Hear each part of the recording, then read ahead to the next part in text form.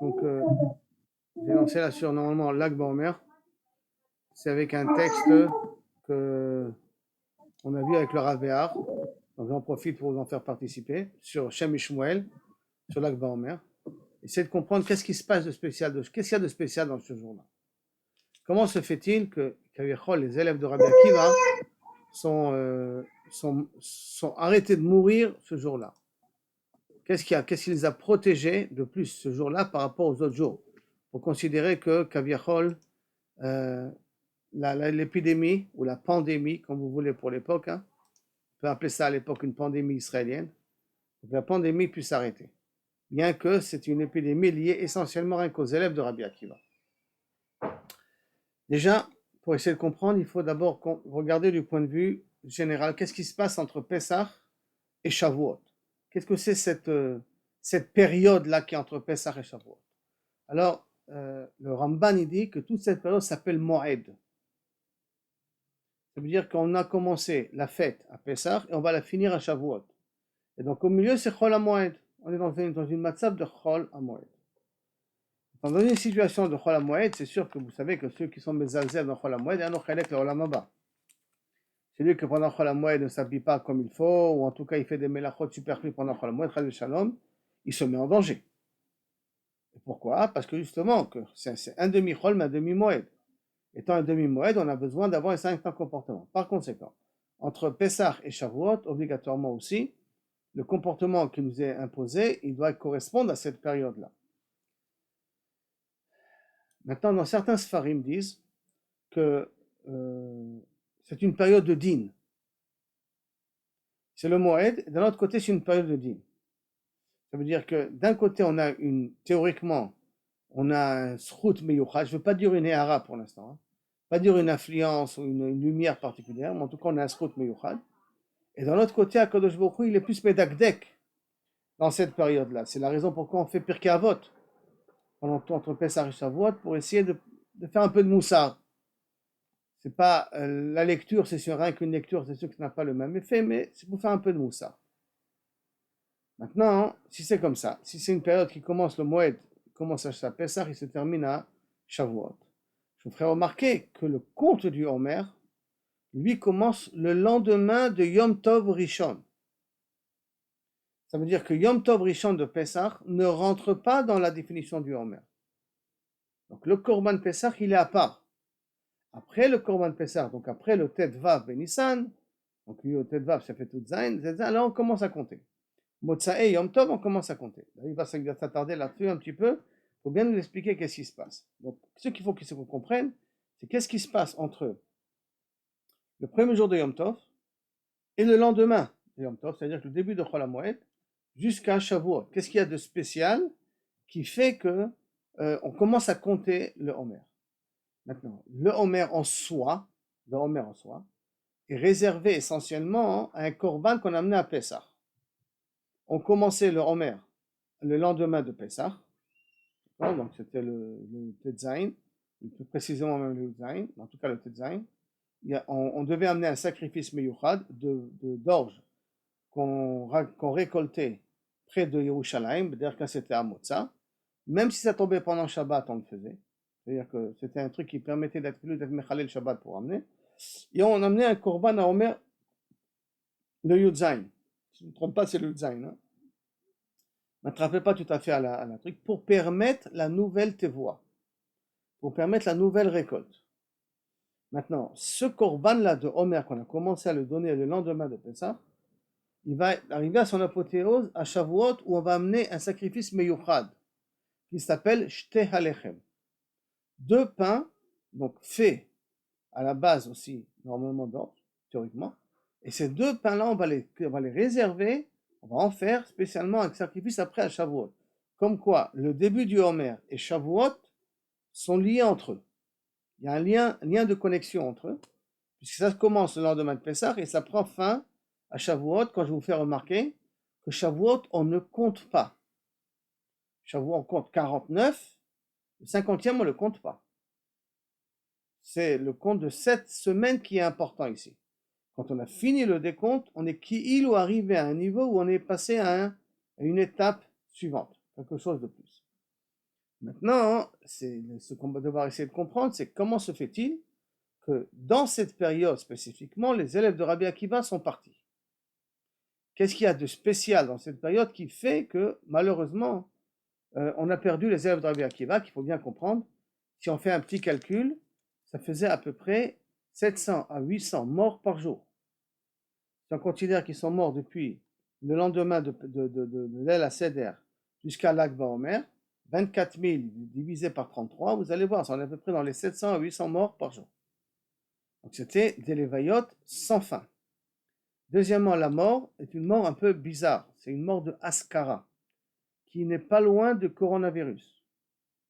Pourquoi? Parce que le coronavirus atteint les voies respiratoires et donc fait que la personne étouffe. Et la Askara, c'est une maladie, c'est la maladie la pire qu'on a, parce que l'homme ne meurt pas d'un coup, il meurt étouffé, il meurt doucement, doucement et étouffé. Vous savez que le cerveau, il peut tenir encore 6 minutes par les réserves d'oxygène qu'on a dans le corps. Donc ça veut dire que c'est une mort lente et une mort douloureuse parce que jusqu'à qu'il arrive à ne plus avoir d'oxygène, ça prend du temps.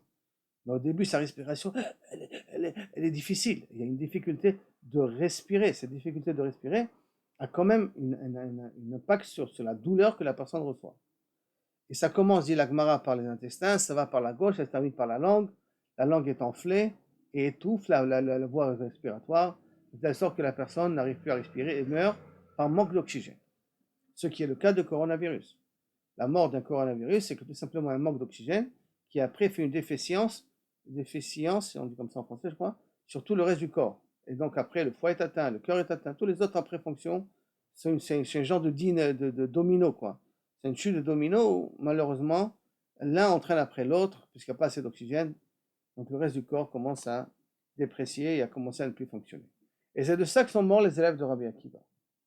Maintenant, vous savez tous qu'il y en avait 24 000. Ce chiffre de 24 000 n'est pas nouveau. On a déjà vu 24 000 dans l'histoire, qui concerne aussi les 24 000 qui sont morts à la suite de la faute de Shittim, des gens de Shimon, de Shevet de Shimon, qui d'une certaine manière ont fait avec les Bnot Moab et Bnot Midian des choses qui étaient interdites, en considérant certaines impressions qu'il faudrait essayer qu'on essaie de comprendre. Et donc il y a 24 000 personnes qui meurent dans une magefa. Là-bas aussi, c'est une épidémie. C'est pas écrit tellement sur quoi est l'épidémie qui était là-bas, mais en tout cas, 24 000 meurent dans une épidémie. Et on a 24 000 élèves de Rabbi Akiva qui meurent dans une épidémie. Semblerait-il, et dit Radal, que ce n'est pas pour rien, car les 24 000 élèves de Rabbi Akiva sont en fin de compte les 24 000 personnes qui sont mortes dans l'épidémie de Moshe Rabbeinu. Jusqu'à que vient Aaron, fait les encens et arrête l'épidémie, arrête le Satan, arrête les épidémies, arrête les morts. On est arrivé à 24. Et ça, les 24 000 sont le même. C'est-à-dire qu'ils sont revenus à l'époque de Rabbi Akiva pour réparer ici quelque chose qui malheureusement n'a pas été réparé puisqu'ils sont morts. Maintenant, ça, on sait exactement aussi, on sait tous exactement aussi que Rabbi Akiva avait un leitmotiv, avait un drapeau dans sa vie, avait une mantra dans sa vie qui était Ve'arta l'ereacha kamocha. Et voici que les élèves de Rabbi Akiva flanchent spécifiquement dans Ve'arta l'ereacha kamocha. Là, c'est un peu gros texte, parce qu'ils ont un maître, un rab, qui vient et qui leur explique la profondeur de Ve'arta l'ereacha kamocha, et Dafka, dans ceux qui leur ont expliqué, Dafka là-bas, il faute. Lo nagu kavod zevaze. Il faudrait comprendre à quel niveau ce manque de kavod avait une emprise chez eux. C'est-à-dire, qu'est-ce qu'il y a eu de spécial qui a causé qu'il y avait un manque de kavod? Comment ça s'est défini, le manque de kavod mutuel qu'ils avaient entre eux? Comment ça s'est exprimé? Comment ça s'est défini? Donc, il y a ici dans la compréhension des élèves, lo nagu kavod zevaze est problématique avec la mitzvah de Ve'afta l'ereacha kamocha. En vérité, ça a l'air d'être problématique, mais ce n'est pas tout à fait problématique. On verra, on essaiera de le voir ça par la suite. Néanmoins, on a besoin de comprendre comment c'est possible que quand même des sommités, qui ont entendu la notion de Ve'afta l'ereacha kamocha, qui ont appris la notion de Ve'afta l'ereacha kamocha, et d'après sur ça, ils se trompent. Maintenant, c'est vrai que lorsqu'on a un maître qui vient et qui t'enseigne une idée profonde, qui est un petit peu son drapeau, parce que dans chaque occasion, il exprime cette notion-là. Comme disait le Rav Bachaim, ça veut dire quoi? Hu Omer, dans Pirkei Avot, ou Omer, ça veut dire que tu prends tous ces Dvar Torah qu'il a, tu verras qu'en fin de compte, ils convergent tous à cette même idée. Chacun de nous, et regardez dans le type de Dvar Torah que vous appréciez, que vous identifiez, chacun de nous a une notion, a une idée qui lui est proche, qui lui est propre à lui, et que chaque fois qu'il dit un Dvar Torah, il se retrouve dans cette idée-là. Il revient à cette idée-là, d'une manière ou d'une autre. D'accord? Il revient à cette idée-là. Il y a comme disait, je crois que l'admon de Kotz, chacun c'est une seule dracha, continue, une dracha. Une idée, mais qui prend différentes formes et différentes façons de s'exprimer. En tout cas, de vivre. Par conséquent, Rabbi Akiva, quand ils ont un exemple comme Rabbi Akiva, que pour lui, c'est si important, ils n'arrivent pas à intériorer ça comme il faut, mais dire que là, ça peut réveiller le Midat Hadin. Si tu as une sommité comme ça devant toi et que tu n'arrives pas à le copier alors qu'il est à ta disposition, c'est très très dangereux. C'est une des raisons aussi pourquoi des fois Kodesh Baruch Hu prend les tzadikim. Parce qu'ils sont à un niveau où la génération n'est pas capable de comprendre. Si la génération n'est pas capable de comprendre et ils ont quelqu'un qui se comporte à un niveau si haut que ça, et eux ils ne comprennent pas, chaz v'shalom, chaz v'chalila, ça risque de se retourner contre les gens qui sont inaptes à vivre avec une personne comme ça. Et par conséquent, Kodesh Baruch Hu est obligé de les prendre. Là, ça a été différent. Si vous avez remarqué, c'est pas Rabbi Akiva qu'on a pris, c'est les élèves qui sont partis. C'est-à-dire que ces élèves-là, potentiellement, auraient dû être à la hauteur de pouvoir comprendre le message de Rabbi Akiva, et c'est pour ça qu'ils sont partis. Ils auraient dû être à la hauteur. Bien entendu, après ça, il en a trouvé 5 autres dans le sud d'Israël. Rabbi Yehuda, Rabbi Meir, Rabbi Shimon Bar Yochai, on a trouvé Rabbi Yossi. On a trouvé 5, et de ces 5-là, Bezrat Hashem, la Torah va reprendre. Comme quoi, des fois, la Torah vient du sud, plus que du nord. La Torah, c'est plus comme ça. Il y a une expression comme ça chez les Gdolim. Des fois, la Torah, tu vas la chercher dans le désert. Le sud, elle est toujours moins développée que le nord. Donc, le sud, il a moins de plaisir matériel, si vous voulez, que le nord. Et comme quoi, la Torah, elle revient là-bas, elle s'exprime là-bas. Alors, nous allons maintenant commencer à entrer dans le texte et essayer de comprendre qu'est-ce qui se passe de spécial à Lag BaOmer. Qu'est-ce qu'il y a de spécial dans cette date-là? Excusez-moi, qu'il y a ici un changement, que la mort s'arrête. D'un coup, la mort s'arrête. Alors qu'il aurait pu très bien échelonner ça jusqu'à Lag BaOmer, jusqu'à Shavuot, puisqu'on a dit que de Pessah jusqu'à Shavuot, tout ça, c'est Moed. Donc, si ça, c'est du Moed, il n'y avait aucune raison de s'arrêter à Lag BaOmer. Ce que je veux, André, en arriver dans ce texte-là, en tout cas, de ce que dit le Shem Shmuel, c'est d'arriver à comprendre qu'en fin de compte, même sans Rabbi Shimon Bar Yochai, Lag BaOmer est lieu de le fêter. Cette date-là, elle est spéciale. D'autant plus que cette date-là dans les Sphirot, c'est Hod Sheba Hod. Et puisqu'on est censé un peu parler de Kabbalah, un petit peu, il faut comprendre que Hod Sheba Hod, c'est le din dans le din. Pourquoi? Parce que dans les Sphirot, que vous connaissez tous, Keter, Chochma, Bina, Da'at, si on dit Keter, on ne dit pas Da'at, mais en tout cas Da'at après, Chesed, Gvura, Tiferet, Netzach, Hod, Yesod, Malchut. Tout ce qui est du côté droit, qui est Chochma, Chesed et Netzach, ça représente le Yamin, ça représente la droite, ça représente la Rachamim. Tout ce qui est de la gauche, qui est Bina, Gvura et Hod, ça représente le Din, la rigueur. Et comme on sait que dans les Sphirot, d'abord on passe en revue les 7 Sphirot d'en bas, donc de Chesed à Yesod, et dans chaque Sphira, on le partage aussi par 7, Chesed à Yesod aussi. Par conséquent, on est ce soir dans le Hod Sheba Hod. Le Hod Sheba Hod, ça veut dire le din dans le din. Il y a aussi le même din dans le din, donc Gvura Sheba Gvura, attention. Gvura Sheba Gvura, c'est aussi dans le din. Mais là, c'est Kebechol, le din dans le din qui vient en deuxième échelon, Hod Sheba Hod, la splendeur dans la splendeur. Donc le din Sheba Din et Beder Klal. Quand il y a un din au carré, rappelez-vous, on a déjà parlé de ça une fois, quand on a un din au carré, alors à ce moment-là, le din devient du chesed. Ça bascule. Ça bascule. C'est comme si je faisais moins fois moins. Quand je fais moins fois moins, j'arrive à plus. Donc quand j'arrive du Hod Sheba Hod, j'arrive automatiquement à un plus. Maintenant, plus c'est profond et plus le plus il est grand, par conséquent. D'accord? Alors après qu'on a fait cette petite introduction, regardons un petit peu comment lui va expliquer qu'est-ce qui se passe à Lag BaOmer, sans pour autant parler de Rabbi Shimon Bar Yochai. Ita Basfarim, donc si vous voyez tous, d'accord? Ita Basfarim, j'ai perdu le curseur mais un peu épais. Ita Basfarim, chez Ikar Asfira ou Ad Lag BaOmer. L'écart du compte, normalement, est jusqu'à Lag BaOmer. Pourquoi jusqu'à Lag BaOmer? Parce que jusqu'à Lag BaOmer, il y a un compte qui est vraiment une rigueur qui est dans l'air. Donc une rigueur qui est dans l'air, qui attend de nous un certain comportement. D'autant plus qu'au niveau des Tziat Mitzrayim, ils ont commencé à changer leur midot depuis le lendemain du du Korban Pessah jusqu'à Shavuot. Tous les 50 jours qu'il y a là-bas, ça leur a permis d'arriver à Matan Torah. Donc il y avait une avoda qui a commencé à se faire. Dine Yadoua, des Sfirat HaOmer, Hil Zaker et Nefesh HaBe'emit. Là, il nous envoie déjà un premier flash. Il nous dit que ça, il faut savoir que le conte du Homer, il vient réparer, la Nefesh HaBe'emit. Qui veut dire? La Neshama est composée, l'être humain est composé de 5 parties, comme nous savons tous très bien. Nefesh, Ruach, Neshama, Chaya, Yechida. Qui est en contact avec le corps, ça c'est du Derech Hashem, c'est pas de la Kabbalah profonde, c'est la Kabbalah basse classe, le plus bas niveau qu'il y a. Qu'est-ce qui est en contact avec le corps? Ce qui est au niveau du foie, le foie il vient, il filtre le sang et tout, ça veut dire le Nefesh. Maintenant le Nefesh a une partie mais haute gvoa, elle est aussi très spirituelle.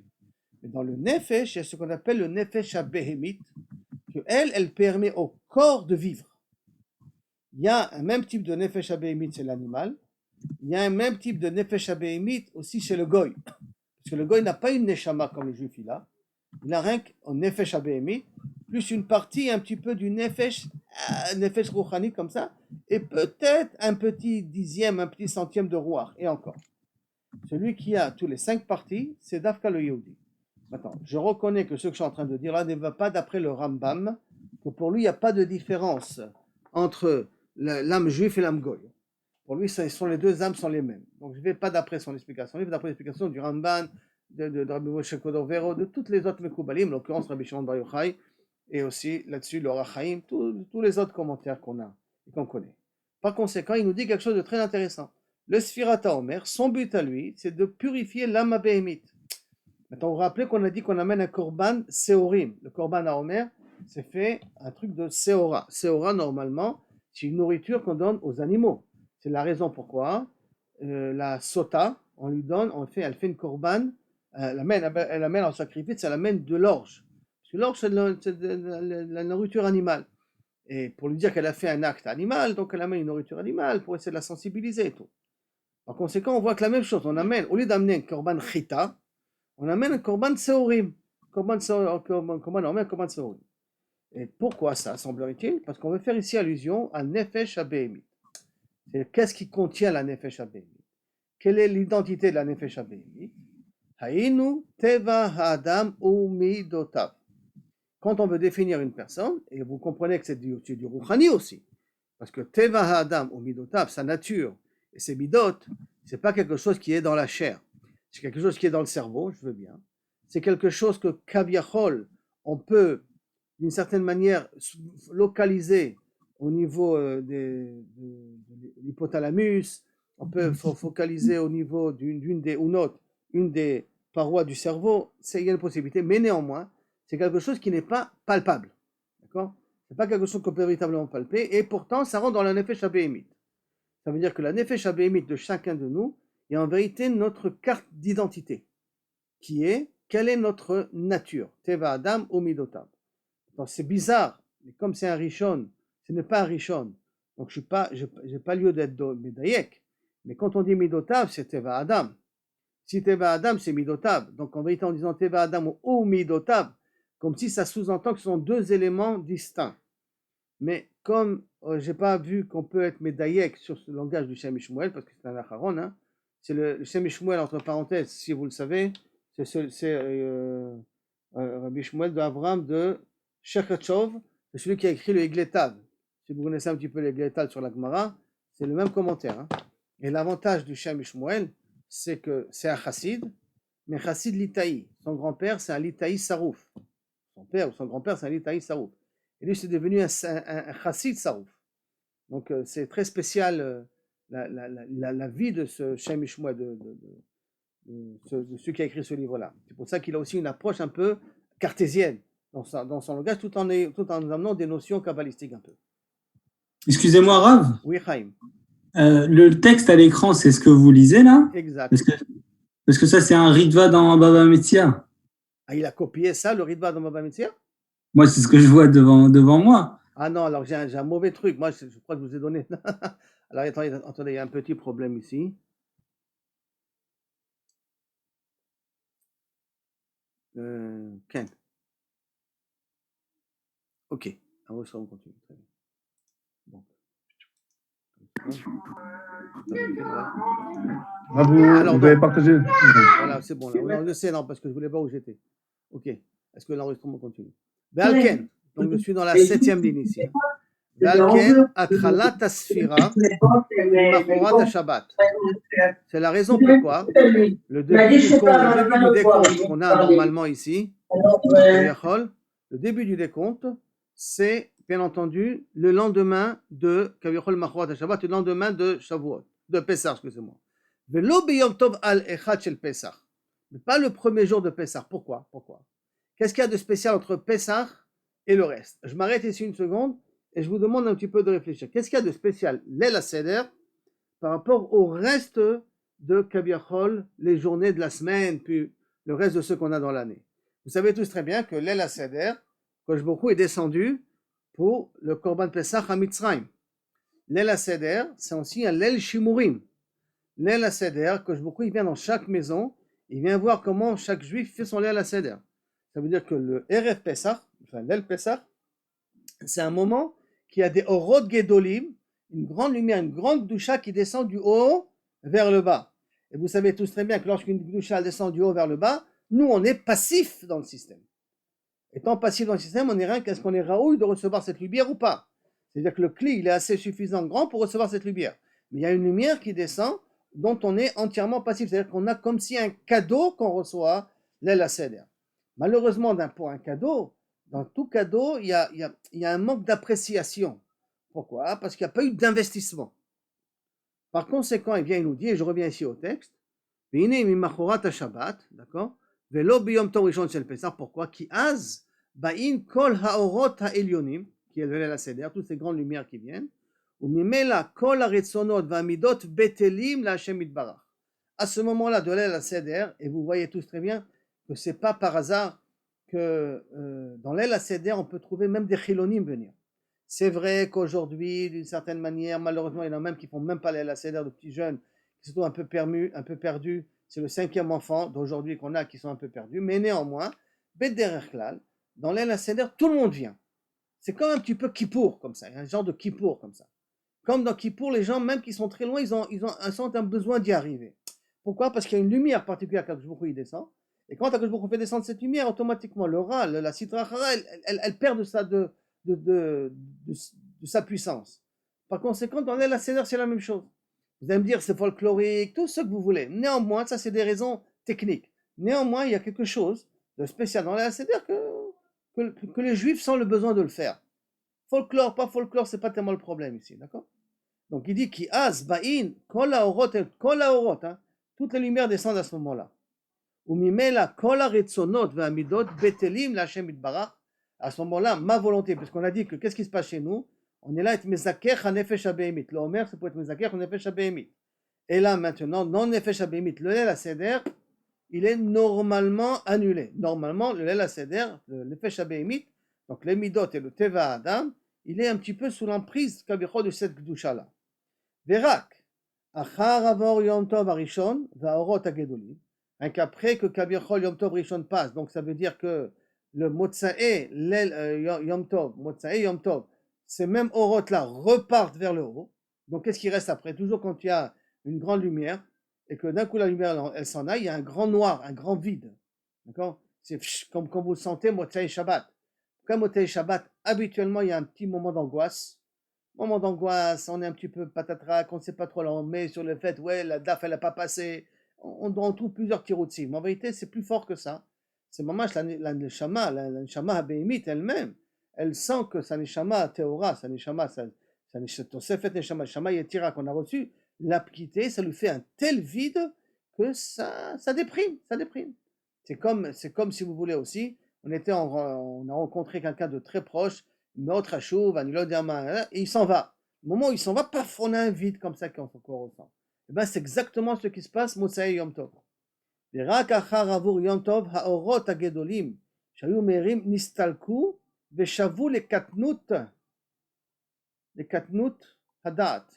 Katnut Hadat, ça veut dire d'une certaine manière, on retombe sur le Ani, sur le Ani, sur la personne qui pense à elle-même. C'est ça qu'ils appellent Katnut Hadat.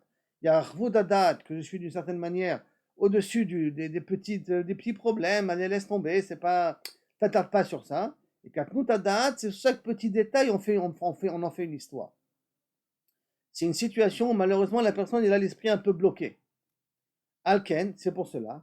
Rak az uzman asfira. Puisqu'on a dit que zman asfira c'est pour être metaken à nefesh abehemit. Maintenant, on n'a pas encore expliqué c'est quoi être metaken à nefesh abehemit. On a dit un terme, metaken nefesh abehemit, mais qu'est-ce que c'est metaken nefesh abehemit? Et metaken le midot, pour l'instant on ne comprend pas trop, pour l'instant. Néanmoins, on sait une seule chose, que Kaviachol, le travail sur la nefesh abehemit commence le lendemain de l'El Seder. Rakaz uzman asfira, lekayem, pour appliquer le verset qui est Shev Bachosher Hashem Orli. Qui c'est qui a dit ça, bien entendu? C'est marqué dans Micha, mais c'est aussi David Ameler. Qui est Shev Bachosher Hashem Orli. Il y a une notion comme ça, où dans l'obscurité, il y a une recherche de la lumière. Alors, Hashem Orli, la Kodesh Baruch Hu, il m'y met comme une lumière. Je suis dans l'obscurité, je ne vois pas, mais j'ai comme un lampadaire qui m'éclaire quand même dans cette obscurité-là. Et cette obscurité représente quoi pour nous maintenant, par exemple? Nos midot. Et par conséquent, dans nos midot à nous, on a une recherche de cette lumière, Hachem, de cette lumière d'Akadosh Baruch Hu qui va pouvoir me faire sortir de cette obscurité.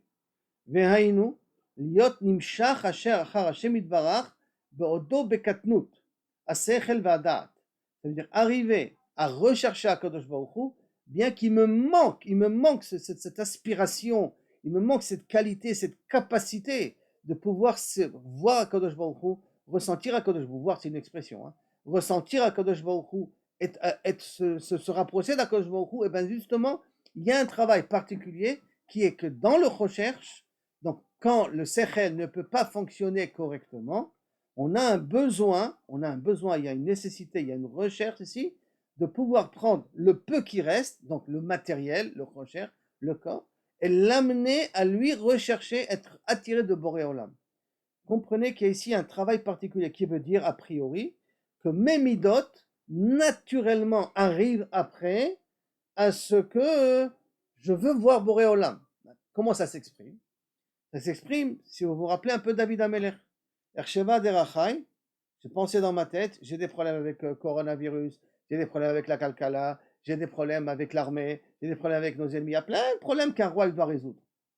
Mais Ersheva derachai, Beraglai, et mes pieds, ils m'amenaient où? Au Beth Midrash. J'étais pris dans mes pensées, Kaviachol, de qu'est-ce que je dois faire là, qu'est-ce que je dois faire là-bas. En étant pris dans mes pensées, d'un coup je me retrouve, où je suis au Beth Midrash.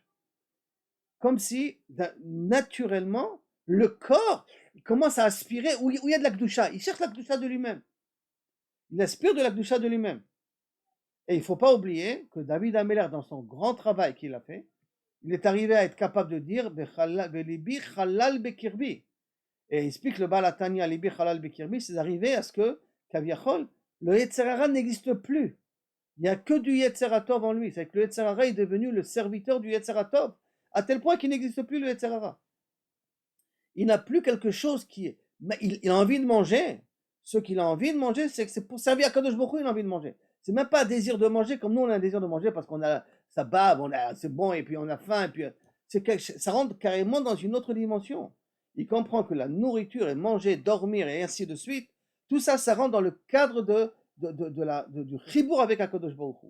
Et c'est le corps qui est attiré à ça. Le corps qui veut y aller vers cette énergie-là. Et théoriquement, d'après ce qu'il est en train de dire là maintenant, le travail se fait pendant la période du Homer. Toute cette période du Homer, c'est un travail qu'on est censé pouvoir arriver à ce que, doucement, doucement, notre corps arrive à pouvoir accepter Akadosh Baruch Hu de façon naturelle. J'avance un petit peu pour qu'on puisse comprendre une grande partie de l'idée. Bezoi Tachlit Hamevukash, qui veut dire Tachlit Hamevukash, le but de la création. Comprenons bien. On a créé un homme matériel avec un corps matériel, comme le dit le Mesilat Yesharim, pour rendre cette matérialité kadosh. Donc, en l'occurrence, rendre nos midot un cli de merkava, un genre de char pour un kadosh baruch hu. Que ce soit bien clair. D'accord? Vezoi tachlit hamevukash. C'est ça que Kaviachol, on nous demande, mais et à Adam, chez Gam Gufo Yé Kadosh. Tachlit, le but, je répète, il faut bien nous faire entrer dans la tête. Nous, on croit, ouais, le Ikar, c'est de faire des mitzvot, le Ikar de manger kasher, le Ikar de faire Shabbat. Non, ça, c'est un moyen. Mais l'essentiel et le but, c'est que Kaviachol, ma colère, ma Gaava, mes Ta'avot, tout ça, je les transforme pour un service d'Akadosh Baruch Hu. C'est ça le Ikar de la raison de notre existence. Mais, petite parenthèse, impossible sans Torah. Impossible sans mitzvot. Impossible. C'est pas faisable si on n'a pas la Torah et la mitzvot. D'ailleurs, ça va s'exprimer à la fin du Homer, vous allez voir comment. Donc, qui est kadosh, af mi balade ora ota sechel. Parce que le corps devient kadosh, même si le sechel ne fonctionne pas. Naturellement, il est attiré. Zoi kavana rabba les shavuot. Et ça, c'est le grand travail qu'on est censé arriver à Shavuot. Chez le umat shehu nimshach achar Hashem itbarach, le prinat gufo levat. Bien que le fait que Kaviachol, son corps va être attiré de Akadosh Baruch Hu naturellement, le umato shofim alav biyom hashavuot orot gdolim bashpat Torah. Si le corps a fait son travail, et n'oublions pas qu'on se prépare à recevoir Shavuot. Donc le corps a fait son travail d'être attiré de la Kedusha, alors quand vient Shavuot et qu'Akadosh Baruch Hu fait descendre cette Torah, le corps est capable de pouvoir recevoir toute cette énergie-là. Mais si malheureusement, il n'y a pas eu de travail pendant cette semaine-là, pendant ces 7 semaines, les Chagav, qui sont par rapport, rappelons-nous ce qu'on a appris dans Aléchour, il y a 7 qui ramènent au nom du Marchou, d'accord, qu'il y a 7 midot raot. On a 7 midot raot dans notre Teudat Zehut, dans notre CV personnel. Chacun de nous, il a un potentiel plus à droite, plus à gauche, qui sont à la base des 4 matières de base, le feu, l'eau et ainsi de suite. Mais on a 7 midot raot, la colère, la gava et ainsi de suite. Il y en a 7 et par conséquent, on a déjà dit que ces 7-là vont être réparés aussi par les 7 fruits d'Eretz Israël et en même temps, on va être réparés par les 7 semaines. Ça veut dire que chaque mida, on est censé la travailler pendant une semaine. Maintenant, ces 7 midot-là s'expriment aussi, Chesed, Gvura, Tiferet, Netzach, Hod, Yesod. Ça s'exprime aussi à travers ces Esser Sfirot-là. Pour que, Bezrat Hashem, quand on arrive à Shavuot, quand la Torah, elle descend, donc tout le Or En Sof, la puissance, elle descend, le corps, il est tellement déjà attiré par la Kedusha qu'il est capable de pouvoir recevoir la Torah. Dîner. Alors il nous explique maintenant parce que maintenant on n'a pas parlé d'Akba Omer, on a parlé des Sphirot de façon générale. Alors quel rapport avec l'Akba Omer? Dîner, Shlosha, Mishmarot, Avelaila. Vous vous rappelez ce qu'on a appris dans Brachot? 3 Mishmarot au milieu de la nuit. C'est la nuit. La nuit, c'est l'obscurité, on avait dit. L'obscurité, c'est où le Sechel ne fonctionne pas. Si le Sechel ne fonctionne pas, où c'est le travail qu'on est censé faire, que le corps va être aspiré par lui-même, d'être attiré d'Akadosh Baruch Hu. On sait que la nuit, elle est partagée en 3. La première, jusqu'à que l'âne son gémis, son an à lui. La deuxième, si vous vous rappelez, c'est lorsque les chiens aboient, au pluriel. Et la troisième, c'est à Be'ash Murot Aboker, avant le lever du jour, où le bébé se réveille pour prendre du sein, et que la mère parle avec son mari. Il y a d'un coup une intimité particulière qui se crée vers la fin, vers la Shmura, la dernière tiers Kaviachol du partage de la nuit en 3. La nuit, on l'a partagée en 3. Et on est dans une période de nuit, puisque les Oroth de Pessah nous ont quittés après le Leil Seder, après la première nuit. Donc, alors, il y a un or de retour, or ayom, on commence déjà à recevoir de la lumière du jour qui va commencer à venir, et ainsi de même dans tout ce qui concerne la Ruchaniyut, dans l'élévation spirituelle, si on peut appeler ça comme ça, le dernier tiers, c'est Yemei Asfira. Et calculer le dernier tiers de Yemei Asfira, ça commence quand? Or, alors, Yemei Asfira, Shem Bekinu Yemei Achosher Velaila, qu'on a appelé ça Yemei Achosher Velaila, Matril Leitnotzets commence à éclairer, Or Achoser Michag Shavuot, le début de l'influence de Chag Shavuot. Cette même idée, vous la retrouvez dans la semaine. On sait très bien que l'influence de Shabbat, elle nous accompagne jusqu'à mardi, et l'influence du prochain Shabbat commence depuis la fin de mardi, donc depuis mercredi. C'est-à-dire les 3 derniers jours de la semaine commencent déjà à recevoir la Hara du Shabbat qui arrive. Par conséquent, c'est exactement la même chose. Si je partage les 49, d'accord, en 3, je tombe que Kaviachol, à le 33e jour, je rentre dans le tiers, le dernier tiers de ces 49 jours-là. Et donc, par conséquent, la lumière du Rosh de Shavuot commence à ce moment de l'Ak BaOmer. Et donc, ce dernier tiers, c'est de l'Ak BaOmer et ainsi de suite. Puisqu'on commence déjà à recevoir une Hara de Shavuot à partir d'aujourd'hui, alors à ce moment-là, ça s'appelle plus Yemei HaChosher. Parce qu'il y a déjà une petite lueur, il y a déjà une petite lumière, il y a déjà une Ezra, une aide d'Akadosh Baruch Hu qui vient nous aider à finir le travail. Entendez bien ce que j'ai dit, une aide d'Akadosh Baruch Hu à finir le travail. Alken Shuv enono nikra Yemei HaChosher v'layla shiye kol kar bekatnut, pour que ça soit à un tel niveau bas. Ve'alken ikar asfira ou rak ad l'Ak BaOmer. C'est pour ça que l'essentiel du compte, c'est-à-dire que l'essentiel du travail individuel qu'on est censé le faire, c'est quand on arrive à Hod Shebahod, ça veut dire jusqu'à ce soir, jusqu'à aujourd'hui. À partir de ce soir, il y a comme une hara particulière qu'on commence à recevoir. Par conséquent, regardez bien. Les Fizei Yuvan, Ma Shepasku Talmidei Rabbi Akiva Lamud Belak BaOmer. Pourquoi ils sont arrêtés de mourir à l'Ak BaOmer? Qu'est-ce qu'il y a de spécial à l'Ak BaOmer qui sont arrêtés? Alpi Ma Shekvar Katavnu, le Pirouche Lagada Shel Pesar Bemamare Sfirat HaOmer. Aïe, je l'ai cherché malheureusement. Chercher le mauvais livre, mais c'était dans la Gada de ce truc-là, qui nous dit Betam, Shemetu ben Pesach la Atzeret, pourquoi ils sont morts dans cette période-là, Mechamat Shelo Nagu Kavod Zebazé, ça c'est l'expression que nous savons tous, parce qu'ils n'ont pas fait de Kavod l'un à l'autre. Av She'enze Mechayve Kritot Umitot Beddi, on sait très bien que le fait de ne pas respecter son voisin n'est pas une raison de Chayav Mita. Chal Shalom, si on tue une personne, meile, adultère, je comprends, mais que rien que parce que je n'ai pas tellement respecté et j'ai un petit regard comme ça de jalousie ou de dédain de la personne qui est en face, c'est pas une raison que mechayavoti chayav mita et ni karet, c'est pas une raison de kritout, ça c'est pas shoot. Au mitot bedin, velo mita bide shamaim. Vous allez me dire c'est ni karet ni mita, mais me dit c'est mita bide shamaim, ni non plus, ça rentre pas dans cette catégorie-là. Va marnu mipne shalem ayal etaken achet, et là-bas il a expliqué que tout leur travail c'est de réparer la faute de Isrim Barba Elef. Shenaflou Bashitim, les 24 000 élèves, on a fait la corrélation au départ, d'accord, des 24 000 élèves qui sont morts, les 24 000 élèves, excuse-moi, les 24 000 personnes qui sont morts à Shittim, ou Bi'ar Nusham, et là-bas on a expliqué la raison de la faute qu'il y a eu pour les 24 000, Shachet Nitzmach Mima Shayu Nirshavim le Yesh Be'ene Atzma. Et là, je vais m'arrêter une seconde, Val Shem Betalma Demita, Ayen Sham Betalma Demita, on regarde là-bas la raison.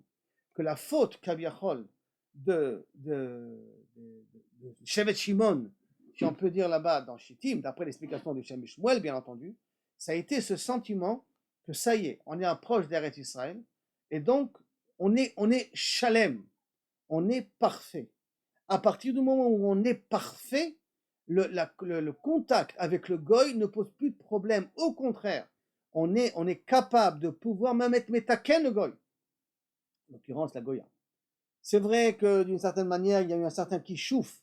Là-bas, il dit qu'il y a un certain kishouf aussi qui a été fait, qui a attiré les juifs d'aller sur ces goyotes-là. Mais il y avait cette notion, c'est Shimon, en tout cas essentiellement, parce que c'est essentiellement qui a fauté, il y avait cette notion chez Shimon, chez le Shevet Shimon, de sentir que ça y est, on est arrivé à la fin de l'histoire, dans le sens qu'on est maintenant, il n'y a plus de mal dans l'histoire. Le mal n'existe plus. Il y a une autre personne qui va faire exactement la même erreur. C'est Shlomo Amelech, avec les 700 goyotes, qui va se marier avec. Qu'il est maintenant capable de pouvoir être metaken, la maréchet, et d'activer le processus. Et l'exemple pour eux, c'est Moshe Rabbeinu. Si Moshe Rabbeinu a pu se marier avec une Midianite, il ne s'est pas marié avec une juive. Regardez toutes les bénis Israël, regardez bien ce qui se passe. Tous les bénis Israël sont mariés avec des juifs. Entre eux, c'est que des juifs se sont mariés. Tous les Bnei Israël, pendant tous les 210 ans d'Israël, sont mariés avec aucun Égyptien, rien contre nous. Donc le Zera, il est propre. L'ADN, elle est propre. Le premier qui dévie de cet ADN-là, d'accord, c'est Moshe Rabbeinu. Et il se permet de prendre une Midianite. Et Moshe Rabbeinu, en se prenant une Midianite, il arrive à être Moshe Rabbeinu le Mashiach. Et c'est un petit peu ce que Zimri Ben Salou dit à Moshe Rabbeinu en public. La tienne, elle est permise. Si la tienne, elle est permise et tu es capable de faire le tikkun, nous aussi, on est capable de faire le tikkun. Pourquoi tu nous interdis? Et au contraire, on va prendre la pire de de Cosby Batsour, celle du plus haut là-bas, et avec quelle on va être métaken, on va nettoyer carrément toute l'erreur qui a été faite. Mais malheureusement, ils n'étaient pas entièrement prêts. Et c'est ça qui a causé la faute de Naaman. Vous comprenez bien ce que je suis en train de dire là maintenant. Ça veut dire que ce sentiment que j'existe, je vaux quelque chose, on doit me respecter, là je parle déjà sur moi-même, hein, c'est quelque chose qui est résultant directement de Shittim. Et ça se répétera au niveau des Talmidei Rabbi Akiva.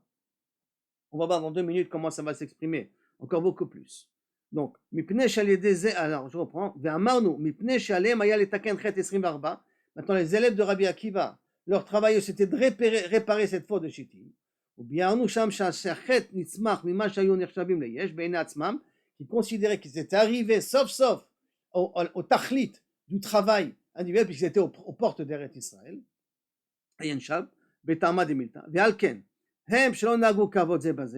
Par conséquent, eux qui n'ont pas respecté l'un à l'autre, pourquoi on n'a pas eu de respect envers la personne qui est en face? Parce qu'il y a un manque, il y a un manque de garder une certaine humilité. Même si tu considères que tu es arrivé à un niveau extraordinaire, il faut que tu laisses toujours une porte à quelque chose de considérer que tu n'es rien en vérité.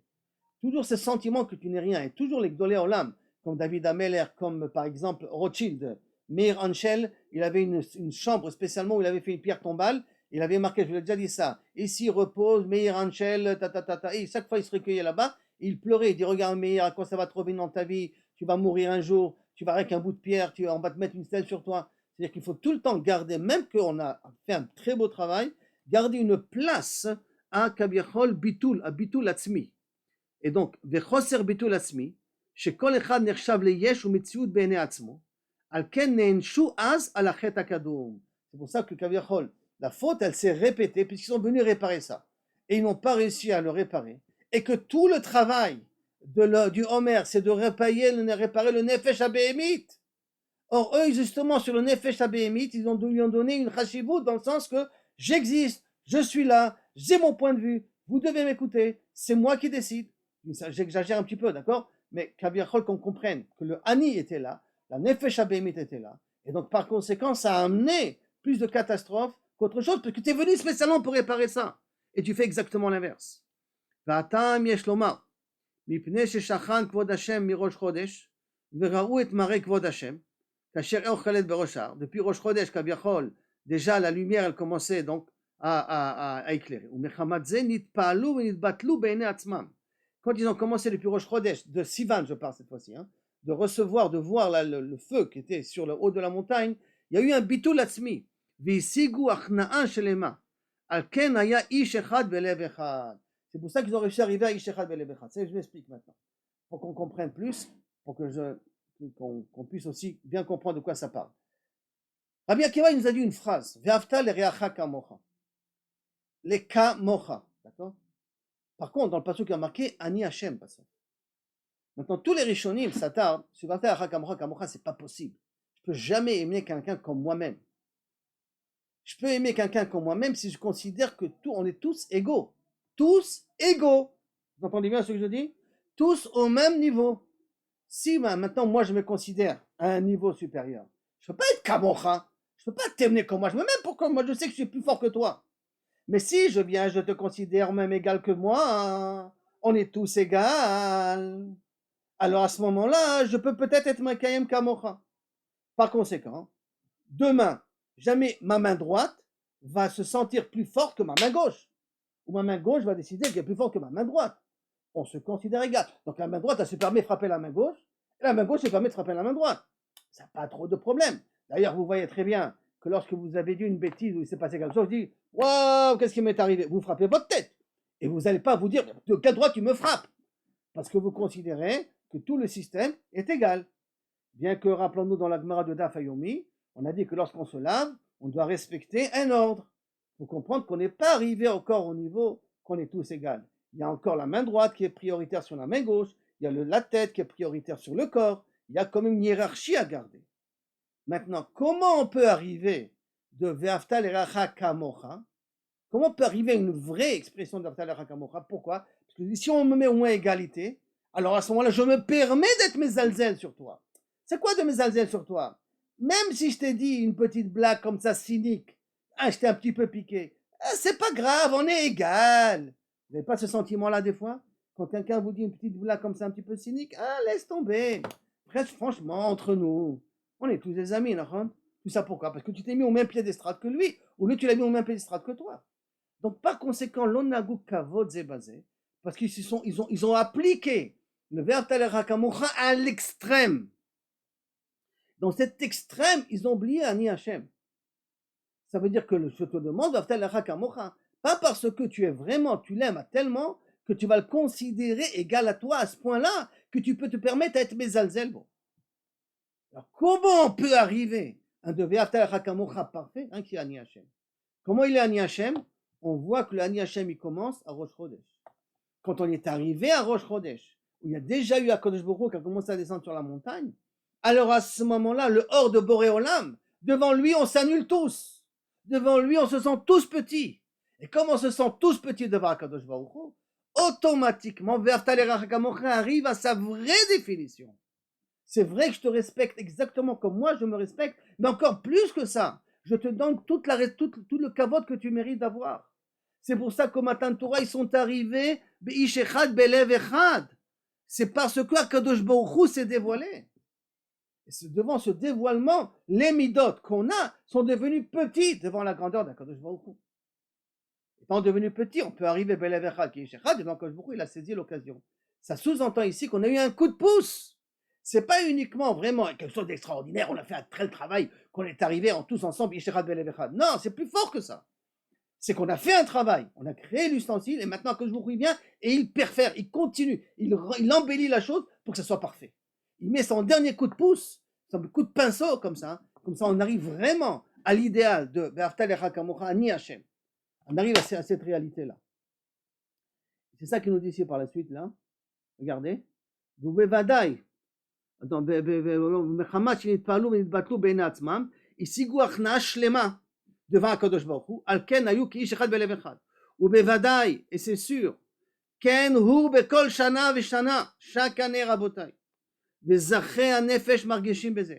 Et ceux qui font un travail, זכי הנפש, ceux qui ont une âme un peu pure, qui font un travail, ils ressentent que plus on s'approche de Shavuot, et plus on a un amour de Boré Olam qui fait qu'on a un amour du monde aussi, on est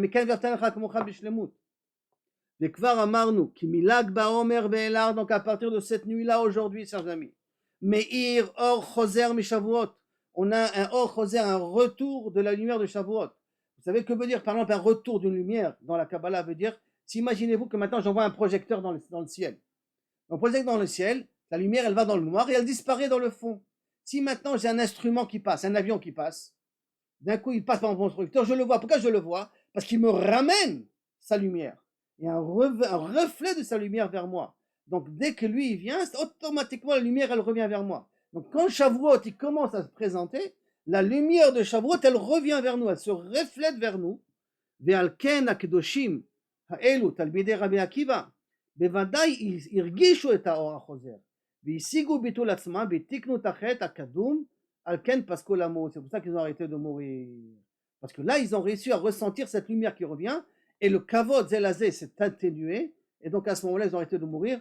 Ça sous-entend qu'il y avait encore d'autres élèves qui sont restés, que pas tous les élèves, c'est-à-dire qu'il n'y avait pas que 24 000 élèves Rabbi Akiva. Mashma dit ici qu'on avait, d'après ce qu'ils pensent le Shem Shmuel, beaucoup plus que 24 000 élèves.